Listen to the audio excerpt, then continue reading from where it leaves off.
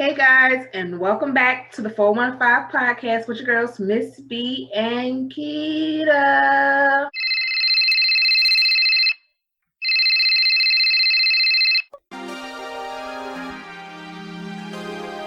Hey girl, Hey, what you doing?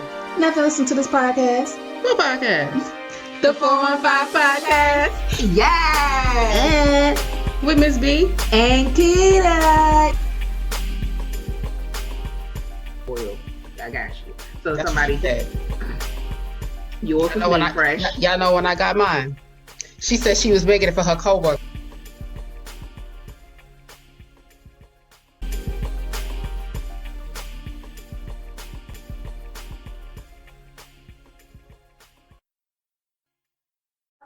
Miss B, it's good. Yo, how y'all doing? I'm fine. It's Wednesday when you see this, and you better make sure you tune in because we got a special guest. Guys, this is my cousin, okay? The wife, mother, blogger, and now a whole author. Honey. Yes, and the book is called Live and Leigh's Alphabet Adventure. Okay. Welcome, Chauntelle, to the 415 podcast. Hello. How are you? I'm good. Tired, but I think I've been tired the past 4 years, almost 5. Liv will be 5 in March. We can relate. We can relate. And I feel like it's even worse now that we're in a pandemic. Oh my gosh. All of a sudden, Charlie decides she wants to wake up at 7 a.m. Saturday and Sunday. So, No. Where's she going? What job she going to? Right. I don't know. But she need to put in on this daycare bill. That's all I'm saying. Come on, somebody. Listen. Oh my goodness. Again, welcome. We're so happy to, have you on the show and talk through this amazing book because you're my cousin. I had to go in and buy, okay? Because I got nieces and nephews, okay? So y'all need to go out there and buy. I'm about to buy another one so I can get it autographed too. Yeah. But y'all need to go to her website, liveleighme.com, okay? Go there, buy yours. Look at the cover. Come on, representation matters. Yes. So cute. I love the colors. I love the illustration. Like, we're going to get into all of that. But Thank you. Happy Black History Month. It's February, even though it's Black History Month every day for us, you know what I mean? But like for everybody else in the world, y'all need to kind of tap in and understand our culture. So yes, with that being said, for you, Chauntelle, like, could you name a historic or historic, figure that pretty much inspires you or motivates you? And also, someone that is a family member or a friend that inspires or motivates you? Well, obviously you have your, the same figures we grew up learning about, your Rosa Parks. I mean, obviously it's interesting. I just was talking to Olivia. I've been incorporating Black history figures to her. So we were talking about Rosa Parks, and obviously, you see the shirts where it says "Nah" and Rosa Parks, and that kind of like embodies me. Like I am just like, no, I don't want to do that. I want to do it this way. This is what I feel. You're not going to change my mind.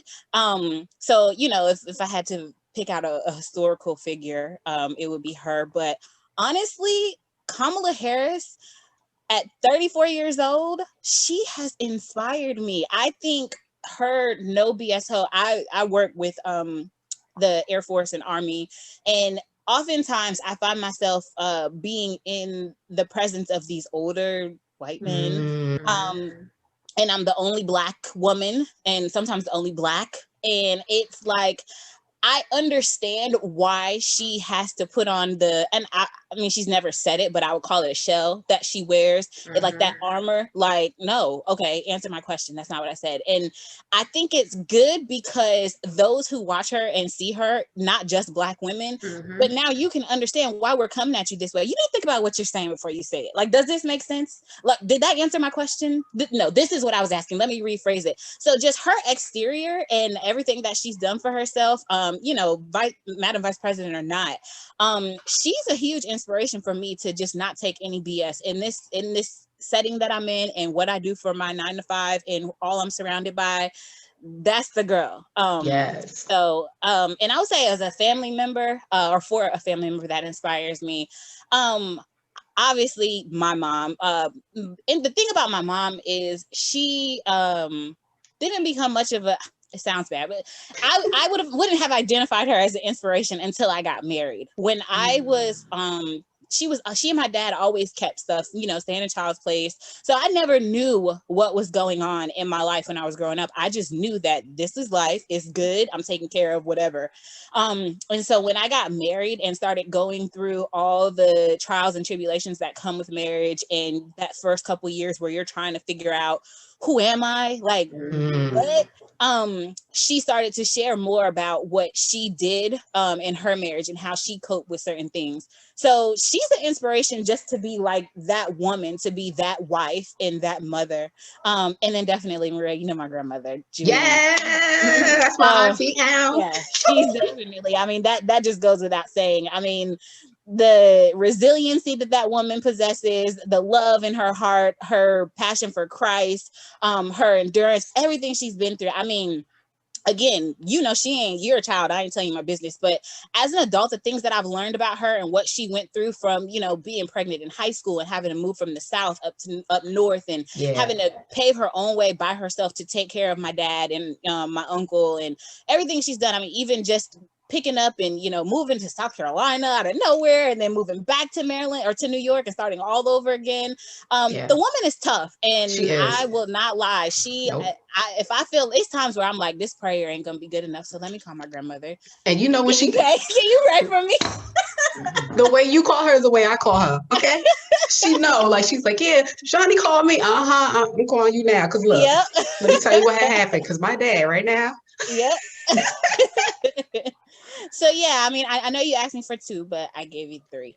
Okay, and that's even, look, they're all great. Look, I'm here for it. So like, let's talk about, this awesome book. Like, what inspired you to write this book? How did, it come about? Was it something you've been wanting to do for a while, or the pandemic kind of like, kicked that light in, like, okay. Yeah, the pandemic definitely was like, all right, do it.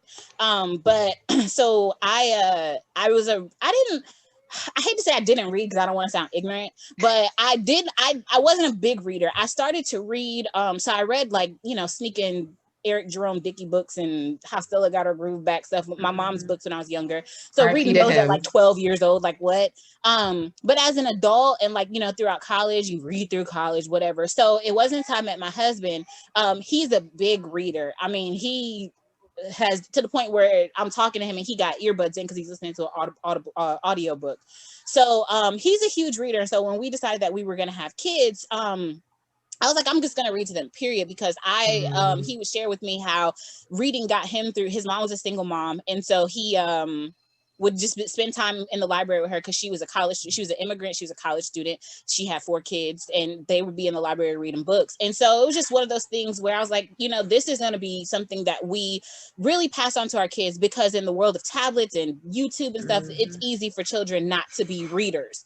So I was pregnant with Liv. Me and my husband were reading to her. And when I had her, it's like this twinkle was in her eyes when I would read books to her. Like she's a newborn, like looking like, so I'm like, she's listening. So kind of at that point I was like, I'm gonna write stories for my child because why not? So as time went on, she's, like I said, she's almost 5. Time went on, she would tell me stories, and so we just started sharing stories back and forth. Like we would be going to bed and she would tell me stories. So I was like, I'm gonna actually write this book. And one thing about me is I say I'm gonna do a lot of stuff, but I don't do it. So between the pandemic and my husband looking at me like, all right, yeah, you gonna write a book. I was like, I'm gonna write a book for real. So I literally, no lie, wrote the book in a day. I wrote 2 books in 2 days. Dang. And then it's a series of 5. So I wrote the final 3 in over a course of like a month. I would take like 2 days to write it, wait a couple of weeks and whatever. Because once it's in my mind, I just have to put it on paper. And so the interesting part about the first book is it was supposed to be something totally different. And when I started writing, it just went the other way and it turned into the story that it is now. So the pandemic and having the kids home and just having nothing but time. Well, I say that loosely, but there was no reason not to. So we did it. Yeah. I know that's right. Oh my gosh. It's like, we said this a couple of episodes ago. Well, actually last year at the start of the pandemic, like this is your time to really tap into those things that you kind of just left unfinished or not even started. Like if you go into this pandemic and then you come out the same, come on. Like what are you doing with yourself? Yeah. So I love that you took advantage of that time, you know, on top of doing 9 to 5, you know, to kind of like push your dreams, you know, because like we're working for other people and their dreams. So we really need to do our thing. And that's what the podcast is for us. This is our side hustle, soon to be made, you know. But yeah. So tell me about like Olivia, like, did she have, you know, any play into, you know, the book? Did she, you know, have any ideas? Did they make it into the book? Yeah, she did.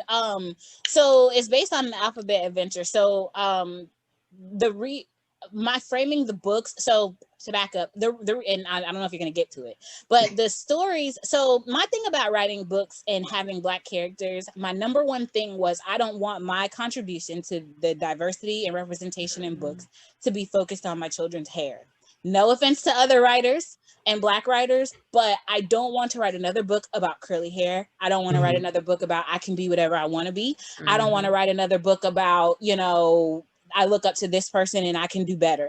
It's literally, I just wanted to create a book where you can blindly go into this store, claiming it. You can go into the store, pick it up, and you have no idea that these are Black characters. This is literally teaching your child a lesson, and there's a story behind it. So, I was teaching Olivia I was actually teaching Olivia how to read and trying to teach Charlie her to recognize her letters. So that's why the first book is about the ABCs. But yeah, she helped name the unicorns. And so it was one point where I got kind of stuck. The unicorns were stuck in the hole, and I was like, why would they be stuck? Like I needed to find some sort of like what are they solving? So Olivia helped me identify that they were leaping and they fell into the hole. So she helped, yeah. And then when we were writing the other stories, she would put in here or there, and I'll be like, well, Liv, this doesn't make sense. Well, why are they doing this? And she would be like, well, maybe because it is just so amazing as a parent. Child's imagination. Yeah, like I'm like literally, I'm giving you an apple and an orange, and you're helping me make something out of it, and like bridging that gap at 4 years old. So she's always been able to do that. So having her help me write these books, it's just amazing because I actually look forward to what the child has to say. I'm like, wow, okay. And that's another good point you made, because a lot of us as adults, we don't take in consideration of kids' ideas and their imagination. And it's like once you ask them something, just like for instance, me and Miss B did a photo shoot here in Georgia a month ago, and we had my son who was 10 help us take the photos. And he's like, well, I think you should act like you're he said, act like you just bought a new bag at the mall. We was like, what? He said, act like you bought a new bag at the mall. We like this. He was like, yes. I was like, oh, okay.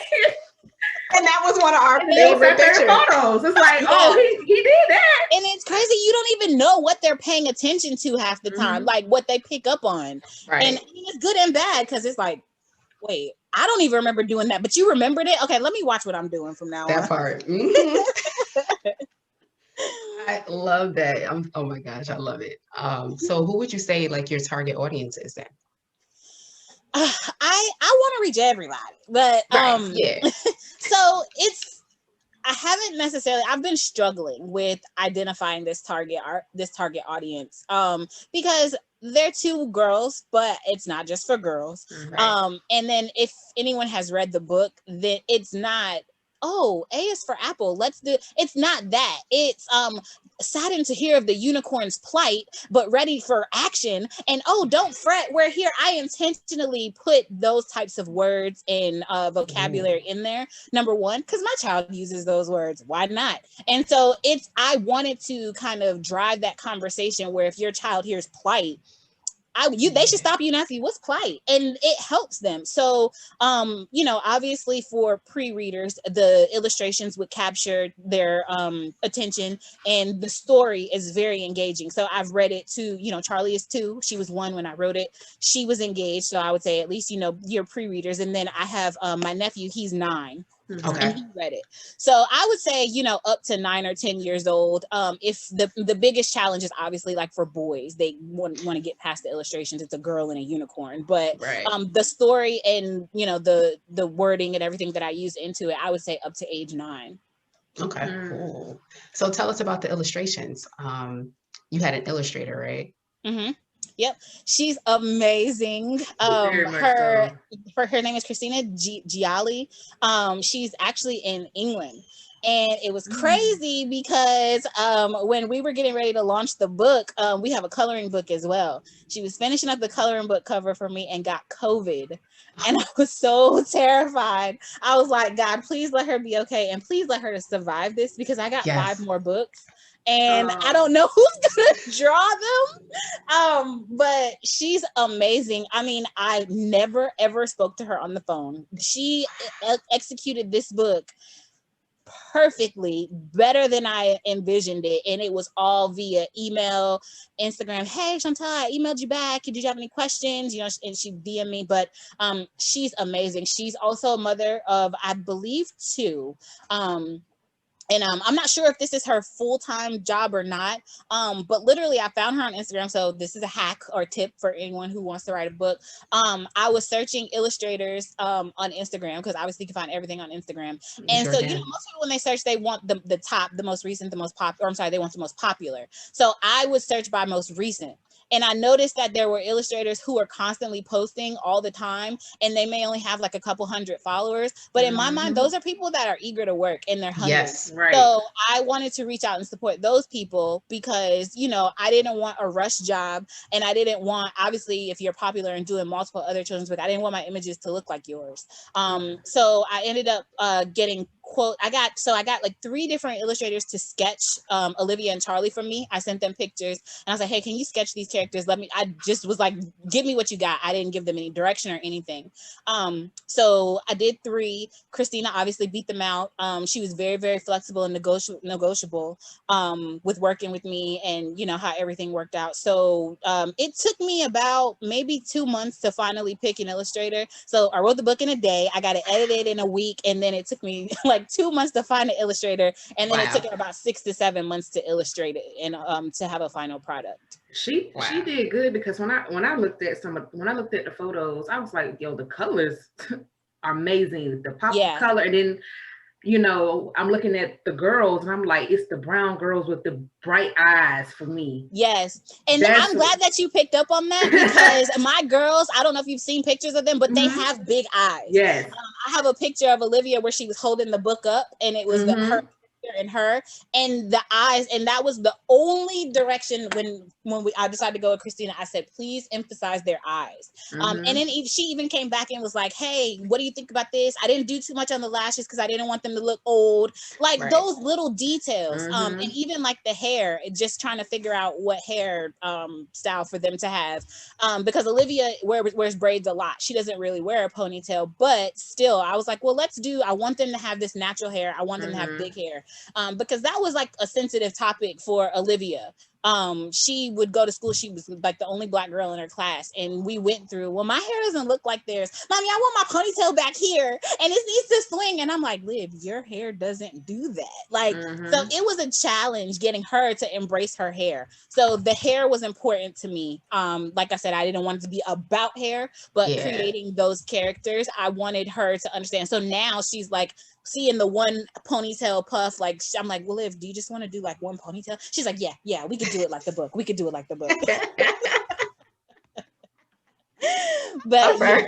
she did a really good job. Look, that one time I met her in person, like, oh my gosh, I was like, she was quiet for a little bit, then she saw how crazy I was and funny and silly. Oh yeah, me and her together. Oh yeah, we was taking pictures. We was doing it. So they were posing yesterday with their grandmother. Now Charlie posing. She say cheese, Charlie. So I have a question. So I did look at the Instagram page, right? So the quotes that you put up there, are those from the kids or the honey? Yes. Wait a minute. I said, hold on. Mommy, make me something. You know what I want. Wow. Yeah. She's like, She is my mother-in-law and my grandmother in one person. You got that Like my right. mother-in-law is Nigerian, and she, if you know anything about Nigerians, you know how they are. She epitomizes it, and she's like the oldest, so like she's everyone's auntie, and she does not care. She says what she wants. If you make her mad, she throwing something, she don't care. And Olivia has that same spunk and sassiness. And now the 2-year-old, I'm like, oh my god, I tell my mother-in-law every day, all the time, like, this is you. This is you. You marked her. She's like, what, Sean, what are you going to do with my babies? What are you going to do with your babies? Because you did that. I have to ask her. I was like, I need to ask her about this because. Yes, that's Olivia. Right. Oh my goodness. So tell us about what you would want families and children to take away from reading this book. The main intent, I don't necessarily write for them to take away anything. It's about bonding in that time. Reading is it's a quality time experience, and it gives you the opportunity to listen to your kids and talk to them. And so I feel like if the book is engaging to parents as well, because I mean, honestly, like, you know, people have said that they were inspired to write by the book. Well, if you see another mom doing it and writing the book and things like that, and you know, you may not think that you would ever want to write a book. I didn't think I would write a book till I had a kid, but you know, so I wanted to be able to have moms or dads have something that they are interested in sharing with their child so that they can spend that quality time and talk to their kids, because it's so easy to give your kids a tablet these days. And honestly, reading is the quality time experience for my kids and my husband, because it's like, let's get a book, and at half the time you spend, Keita, you probably know, with a kid, they want to read to you, so you're sitting there like, yep. Oh, okay. But then you hear how they're interpreting these pictures, and it creates a conversation, and you can see what they're thinking. And there have been times where Olivia was reading to me, and she's telling me, she's like reenacting something that happened at school, and I'm like, wait, hold up, somebody said that to you? And it's like, let's talk about this. So yeah, my books are, you know, obviously it's a fundamental lesson. They're learning about the alphabet, so yeah, let's make sure the kids are learning something. But take time, read to your kids, talk to them. Because like, I'm trying to think, from when I was a kid, that wasn't a thing. Like, yeah, but they didn't read. Well, they didn't read to me. Yeah. Hey, Mom, dang, that one you didn't read us. No, we had to read. Same here. I grew up with 5. I was the oldest of 5, and so I was like the mama. I was like, hold up. We was reading. What was the Pizza Hut thing? The Bucket. Oh yeah. Get your pizza. Yeah. Yeah, and that was a requirement, and that was only because I had to get an A, or else I was gonna get my butt whooped. So I'm like, let me go ahead and read these books. Right. See, when I was growing up, all we was dancing. That was my thing. We were dancers. We were creating dances. Like, book? What? That's probably why I don't like to read now, but I'm gonna read that Bible though. Right. Yeah. That's where I'm gonna get my reading up. But yeah, so we have, you know, a couple minutes left. So I want to talk about how are the girls feeling now that, you know, the book is now out and, you know, they're seeing it. It's in their hands now. Like, what are they are? Charlie, I don't think she gets it. Like, she likes the book. She doesn't realize that it's her, because, you know, she goes by Charlie, but it's Leigh in the book. So to her, it's just another character. But Olivia, oh my God, she was like, Mommy, I got to take this book to school. I got to give some to my friends. I said, give some to your friends. She was like, we selling these, right? I was like, yeah, we selling these. Tell your friends that they're available. Hold on, we got to make a profit, baby. Hold on. Right. But she took it, and she read it to her friends at daycare. And it was important she was excited about it, and I was excited about the timing of it, because in all honesty, her new daycare, I was scared for a little bit. She came home to me one day and said that somebody told her they don't like brown skin. And from there, this might have to be a part 2. But she came home and told me that somebody, well, she again, I said she plays, and that's how I know what she went through, because she acts it out or tells me in a story. So she was playing with some dolls, and she was like, I don't like white people because I said, wait, what? I was like, where did you get that from? Well, I won't say the little girl's name, but she said, you know, Susie says she don't like brown people. So I said, well, I don't like white people. I said, she did? She was like, yes. It was a thing. And so they were, it was a brand new school that she had just started a new daycare. So I didn't know these parents, these kids. And no offense, but you drive through the neighborhood, it's Trump flags all over. So I was like, oh my God, where have I sent my kids? But the tours, everything was great. I had no issues about leaving my child there. So I think it was just kind of like this rogue child that was probably learning some stuff and making my daughter uncomfortable. So at the time I said, so my spit in the face to the little girl was sending Liv to school with her book. And I said, well, did you tell her that you are in a book and that your mommy wrote a book? So she was just excited. So she was trying to take it for show and tell. She was taking it for the teacher to read. She loved it. She's like, well, this is my mommy's book. And my mom's an author. And now she's learning about the parts of the book. So she's like, guys, this is the cover. This is the spine. This is the title page. And look, it's my mommy's name.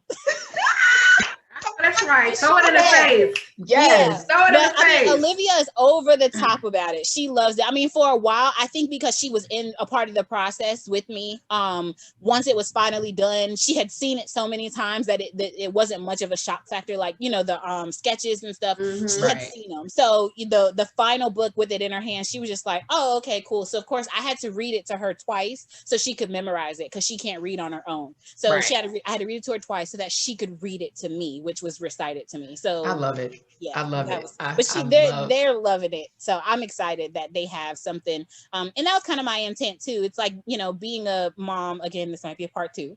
I lost myself kind of, or not lost myself, but tried to find myself again because my husband is a business owner and, to the best of my ability, he'll say otherwise, depending on the day, I could be a heifer, but trying to support his visions and goals and being a mom and working 9 to 5. I have no issues working 9 to 5. I enjoy my job. I'm excited on my career track, but it's like, what am I going to leave my kids? My kids are going to have the opportunity to run my husband's mental health clinic, but what am I leaving them? So when I'm dead and gone, what are my kids going to show? And it kind of goes back to pictures. I used to hate pictures. And I saw something one day and it was like, you might not like how you look in pictures, but when you're no longer here, your kids need something to remember you. So now I'm more into taking pictures with my kids, not just of my kids.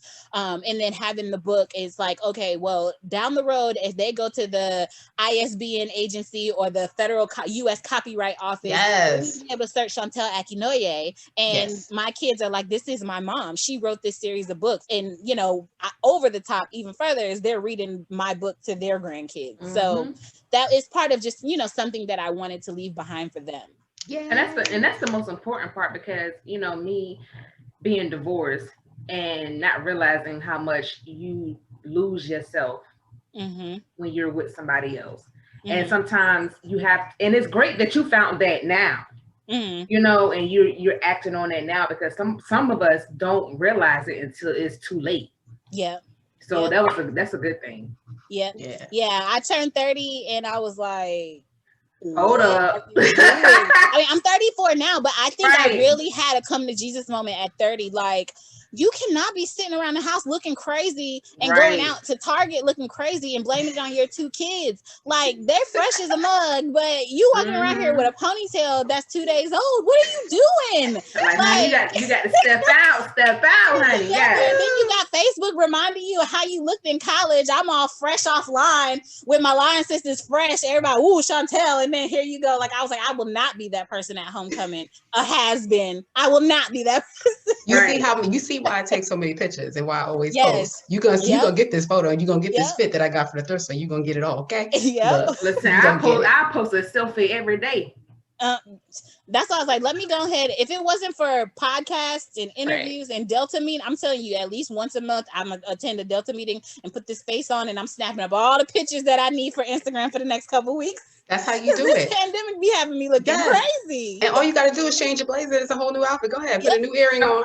Look, don't feel bad because good tip. Thank you. Yeah. Don't feel bad because in the pandemic, I only got one outfit. Well, I have several, but they're all the same. It's black tights and a black shirt. Blackness. There's no need for me to look in it. Yeah. I work from home now, so it's like, it's whatever. Yeah, And I've Keita been on this working whole from new home wave. too, so I'm like, and we don't use Zoom, so it's all dial in. So I really be looking crazy. I'm like, whatever. I was like, Lord. Then one day I said, shoot, my husband, he gonna let me do something because this man. I think like I got dressed today. He was like, wow, you're really pretty. Gosh, like thanks, honey. I was like, did you forget? Y'all got me staring. Wait, hold on. Listen, look, and then the bad part is when you at work and they be like, oh, you got to be on video. God dang. See, I I don't be ready. want to be on video. All I gotta do is throw one of these on. I feel for you. You better throw one of these on. We had a meeting one time and they were like, it has video capability and I won't be on it. No, this is private. I got classified information behind me. No, I'm not gonna get on no video. Right. Oh my goodness. Well, we got a minute and a half left. Okay, I need you to plug in, tell everybody where to find you, how to buy the book. I said it in the beginning, but you're gonna say it again. Go ahead. This your time to shine. Go and get it. Okay, so Liv and Leigh's Alphabet Adventure, we can be found. So I obviously have links on the Instagram pages. So at Liv Leigh Me or XO Chauntelle. There's links to the book, and then the website is www.livleighme.com. And that's the only place we are right now, just personal website. I'm doing everything myself, so support a small business. I'm wrapping them, mailing them, putting stickers on, all that stuff. So no Amazon for us yet, but I will put that into the atmosphere that one day we're gonna have to go that route. You will. We claim it. Y'all better claim it. This Amen. Is what it is. It's the 415 podcast with your girls, Miss B and Keita, and our special guest, Chauntelle, the author, my cousin. Did y'all hear me? My cousin. Okay, we talented in this here. Yes, real blood. Look. My dad is her uncle. Okay, yes. Yep. Look, is that? But we appreciate you. We thank you for coming on the show. We're so happy about this new book, and what it's doing for you. Like we can't wait to see. I have a few things that I'm going to plug to you, on the side. But we're just happy and thank you again for your time and for coming on. Thank you. Thanks for the support and thanks for having me. You know it. Bye. Bye. Bye-bye.